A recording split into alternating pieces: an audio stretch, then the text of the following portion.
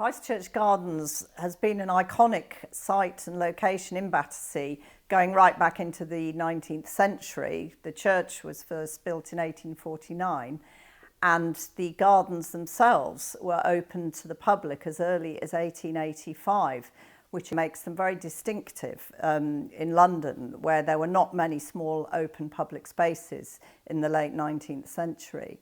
On the night of the 21st of November 1944, one of only two V2 rockets to land on Battersea hit Simpson Street just opposite the gardens and destroyed the surrounding area, including taking 5 lives, as well as decimating the gardens and bringing down the spire and most of the church.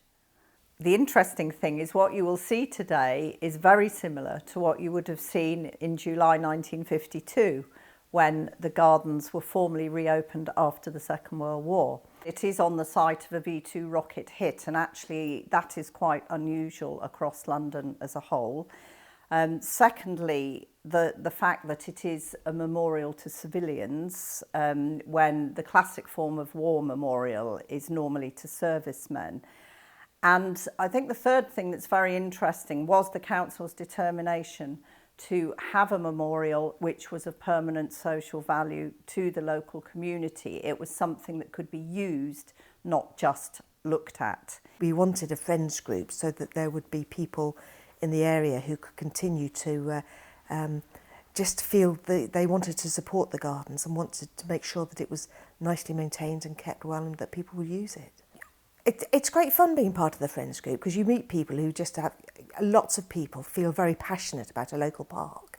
So what we do as the Friends is we'll meet, we'll talk about how the park is going, if there's any problems there, if we can see ways to improve it. To make use of the space, but also give people memories of using the space so that it feels a nice, friendly place. The other side of it is the much more sort of the day-to-day management of the park, and we talk to the people who are the park managers. It's an important role that the Friends group have of being able to, I suppose, bend the ear of the council to say this is what people think is important, this is the kind of thing that you've got to address.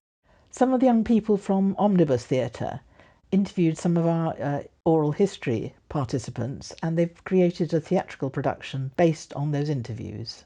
War Comes Home is working with local schools to make this video available to them so that they can incorporate this local history into their World War II curriculum. You can read more about the actual experiences of people who were living in Battersea at the time in our archive, which is lodged at the Wandsworth Heritage Library in Battersea Library, or in our booklet, The Bombing of Battersea. For most of us, bombed out cities are faraway places that we see on the news. But during World War II, London was a target. Battersea was bombed many times. War Comes Home talked to people who lived in Battersea then and who remember those days.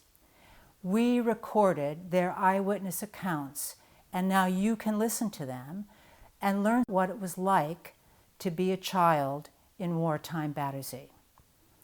And we think that when you do, you'll be in for some surprises.